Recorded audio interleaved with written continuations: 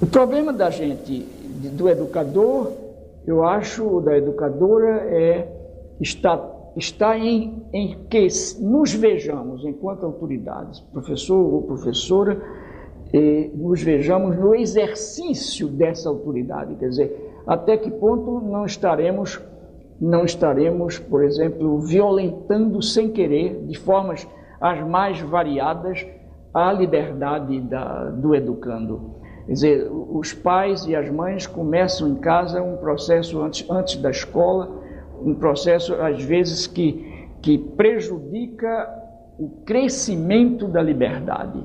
Quer dizer, às vezes são as mães ou os pais, os dois, que como é que eu diria, são tão cuidadosos do filho, da filha, são tão defensores do filho e da filha, que não podem o filho e a filha expor-se demasiado, porque o pai e a mãe ficam com medo, ora da morte física mesmo do filho, ora da morte disciplinar, quer dizer, ora, os meninos dos vizinhos são sempre os que estão errados, os filhos da gente são sempre os certos, ameaçados sempre pelos filhos dos vizinhos.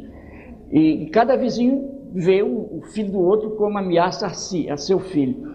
E se cumprimentam bem na rua, etc., mas dentro de casa estão pensando sempre que o filho do vizinho vai ensinar porcaria ao filho da gente, vai ensinar nome feio, não sei o que, nada disso. O filho de todo mundo é igual ao filho da gente, entende? E esse é um aprendizado social e não só individual. Quer dizer, mas uma família que cuida demais do filho, que evita que o filho se exponha, não? Que não deixe, que não permita que o filho se experimente até em coisas perigosas, mas é que é preciso que o filho se experimente. Evidentemente que nós não podemos deixar que um filho nosso de 3 anos se experimente na janela de um quarto andar de um edifício, porque aí ele cai mesmo e morre. Entende? Quer dizer, isso não é possível permitir em nome do crescimento do filho, pelo contrário, em nome da vida do filho a gente proíbe, a gente fecha, a gente tranca. Eu tive um grande amigo, um grande filósofo brasileiro, morto já, um dos homens mais fantásticos que eu conheci, o professor Hernani Fiore, do Rio Grande do Sul.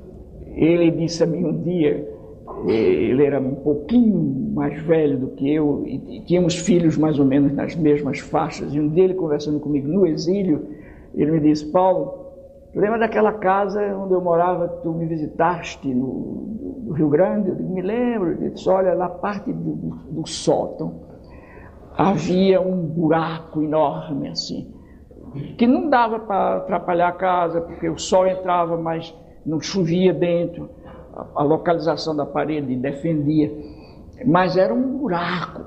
Ele falava assim, um grande filósofo, dizia. E eu, com essa filharada toda, menino, um dia eu olhei bem para o buraco e disse: e se um menino desse subir nesse buraco e pular, pode morrer. Aí eu me peguei, botei uma opção de tábua, preguei com cada prego desse tamanho e tapei o buraco. Então, no outro dia chegou um amigo meu, olhou e disse: Hernani, com essas tábuas, devia ser um psicólogo, né? Com essas tábuas aí você vai impactar os seus filhos e vai neurotizá-los. E eu disse: Hernani, o que é que você respondeu? Ele disse: eu prefiro neurótico a morto. Eu nunca me esqueci desse negócio. E ele disse: olha, eu acho que não ficaram neuróticos não.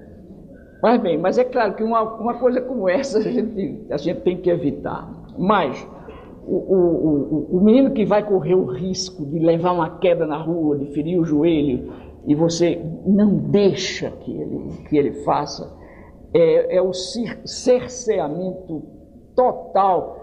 Uma criança que não corre hoje para não ferir o joelho é o adolescente irresponsável amanhã. Quer dizer, não estou dizendo que toda vez esse negócio, eu acho que uma das coisas mais bacanas que há entre homens e mulheres como seres é que 4 vezes 4 discutindo problemas humanos pode ser 18, entende? Não só 16. Quer dizer, essa coisa você não pode dizer dogmaticamente, fez isso, vai dar aquilo. Não, às vezes não dá, mas é possível que dê. Quer dizer, então eu acho que a criança que cresce, obviamente dentro dos níveis, dos limites das idades, correndo riscos e sabendo assumir uma responsabilidade que está ao nível da capacidade da assunção, porque também você não pode dar uma responsabilidade a um menino de 8 anos que você é que tem.